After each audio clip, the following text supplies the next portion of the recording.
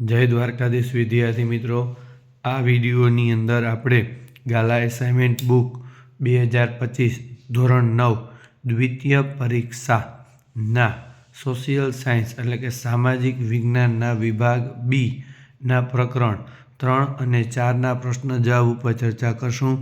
બીજું તમને કહી દઉં મિત્રો કે જો તમે હજુ અમારી ચેનલ સબસ્ક્રાઈબ ન કરી હોય તો સબસ્ક્રાઈબ કરો, વિડીયોને લાઇક કરો અને શેર કરો, જેથી તમે અમારા આવનારા વિડીયો પણ મેળવી શકો. પહેલો પ્રશ્ન છે પ્રકરણ 3ની અંદર, સંયુક્ત રાષ્ટ્રોની સ્થાપના શા માટે કરવામાં આવી? તો વિશ્વમાં શાંતિ અને સલામતી જાળવવા, આંતરરાષ્ટ્રીય વિવાદાસ્પદ પ્રશ્નોને ચર્ચા, વાટાઘાટો કે લવાદીથી ઉકેલી યુદ્ધ અટકાવવા, વિશ્વના દેશોનો આર્થિક, સામાજિક, સાંસ્કૃતિક વિકાસ સાધવા, શસ્ત્રોના ઉત્પાદનો પર નિયંત્રણ રાખવા, આંતરરાષ્ટ્રીય બંધુત્વ, સહકાર, સમજણ વિકસાવવા અને માનવ હકનું રક્ષણ કરવા વગેરે ઉચ્ચ આદર્શો અને ભાવનાઓ સાકાર કરવા માટે દ્વિતીય વિશ્વયુદ્ધ પછી સંયુક્ત રાષ્ટ્રોની સ્થાપના કરવામાં આવી. બીજો પ્રશ્ન છે સંયુક્ત રાષ્ટ્રના મુખ્ય અંગો કયા કયા છે? તો સામાન્ય સભા, સલામતી સમિતિ, આર્થિક અને સામાજિક સમિતિ, વાલીપણા સમિતિ, આંતરરાષ્ટ્રીય અદાલત અને સચિવાલય. ત્રીજો પ્રશ્ન છે ઠંડુ યુદ્ધ એટલે શું? તો દ્વિતીય વિશ્વયુદ્ધ પછી વિશ્વના રાજકારણમાં અમેરિકા તરફી અને રશિયા તરફી બે પરસ્પર વિરોધી વિચારસરણીવાળા સત્તા જૂથો હતા. આ બંને સત્તા જૂથોએ એકબીજાના મતના ખંડન માટે તેમજ પોતાના મતના સમર્થન માટે વાક યુદ્ધો કર્યા. શસ્ત્રો વગરની જે તંગ રાજકીય સ્થિતિનું નિર્માણ કર્યું તેને ઠંડા યુદ્ધ તરીકે ઓળખવામાં આવે છે. ચોથો, કારણ આપો. વર્સેલ્સની સંધિમાં જ દ્વિતીય વિશ્વયુદ્ધના બી વવાયા હતા. પરાજિત જર્મનીને અત્યંત કડક શરતોવાળી વર્સેલ્સની સંધિ સ્વીકારવાની ફરજ પાડવામાં આવી. જર્મનીને યુદ્ધ માટે જવાબદાર ગણી એના ઉપર 6.5 અબજ પાઉન્ડનો જંગી યુદ્ધ દંડ લાદવામાં આવ્યો. આ સંધિ મુજબ તેનો રૂહર પ્રાંત ફ્રાન્સે પડાવી લીધો. જર્મનીની રાઇન નદી આંતરરાષ્ટ્રીય જળમાર્ગ માટે ખુલ્લી મૂકવામાં આવી. જર્મનીના મોટાભાગના સમૃદ્ધ ખનિજો પ્રદેશો પડાવી લેવામાં આવ્યા. વર્સેલ્સની સંધિ જર્મની માટે અન્યાયી અને અપમાનજનક હતી.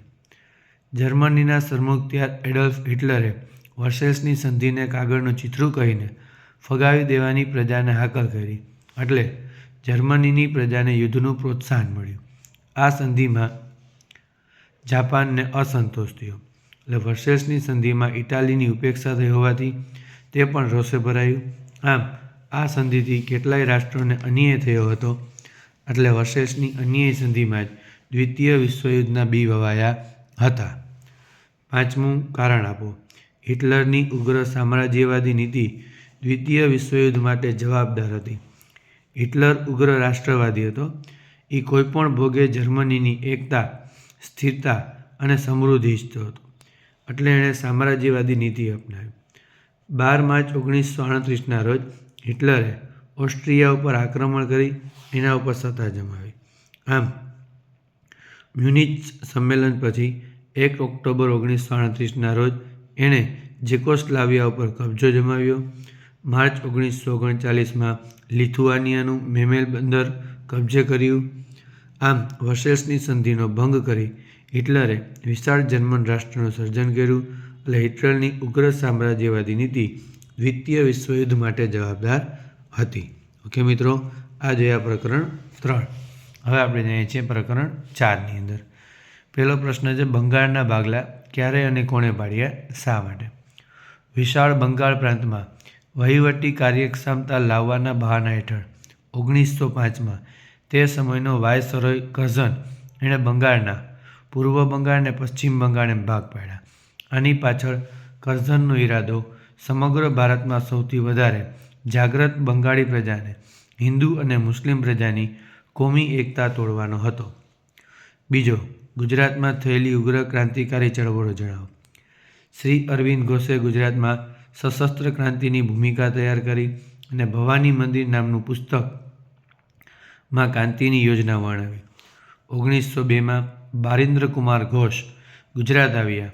એણે દક્ષિણ ગુજરાતમાં ક્રાંતિનો પ્રચાર કર્યો અને તેમણે છોટુભાઈ પુરાણી અને અંબુભાઈ પુરાણીનો સાથ મળ્યો. નર્મદા નદીના કિનારે તેમને સાકરિયા સ્વામી મળ્યા. બારિન્દ્રકુમાર ઘોષ વડોદરા, ચરોતર, અમદાવાદ, મહેસાણા વગેરે સ્થળોએ કરીને મધ્યમ વર્ગના યુવાનોને ક્રાંતિમાં જોડ્યા. ગુજરાતમાં ઉગ્ર ક્રાંતિની યોજનાઓ ફેલાવવા માટે દેશી વનસ્પતિની દવા, નાહવાનો સાબુ બનાવવાની રીત, કસરત, ગુલાબનો કિસ્સો, કાયદાનો સંગ્રહ વગેરે શીર્ષકોવાળી પુસ્તિકાઓમાં પ્રકાશિત કરવામાં આવી. આ પુસ્તિકાઓમાં બોમ્બ બનાવવાની રીત હતી. નર્મદા નદીના કિનારે ચાદોદ કરનાલી પાસે ગંગનાથ વિદ્યાલયની સ્થાપના કરવામાં આવી. એ વિદ્યાલયમાં છુપી રીતે ક્રાંતિકારી પ્રવૃત્તિઓ ચાલતી. આમ અનેક યુવાનોમાં ક્રાંતિકારીઓ પ્રવૃત્તિમાં જોડાણા. અસહકારનું આંદોલન શા માટે મોકૂફ રાખવામાં આવ્યું? તો ગાંધીજી બ્રિટિશ સરકાર સામે અહિંસક આંદોલન ચલાવવાના આગ્રહી હતા. 5 ફેબ્રુઆરી 1922ના રોજ ઉત્તર પ્રદેશના ગોરખપુર જિલ્લાના ચૌરી ચૌરા ગામમાં લોકો હિંસાને માર્ગે વળ્યા એટલે એણે પોલીસ ચોકીમાં ભરાયેલા 21 પોલીસને જીવતા સળગાવી દીધા. આંદોલનમાં હિંસા થતાં ગાંધીજીને ખૂબ દુઃખ થયું. અહિંસક લડત માટે લોકો હજુ તૈયાર નથી એમ તેમને લાગ્યું એટલે અસહકારનું આંદોલન મોકૂફ રાખ્યું. ચોથું, સ્વરાજ્ય પક્ષની પ્રતિષ્ઠા કયા કારણોથી ઓછી થઈ હતી? તો સ્વરાજ્ય પક્ષના એક સ્થાપક ચિત્તરંજન દાસ મુનશીનું જૂન 1925માં અવસાન થયું.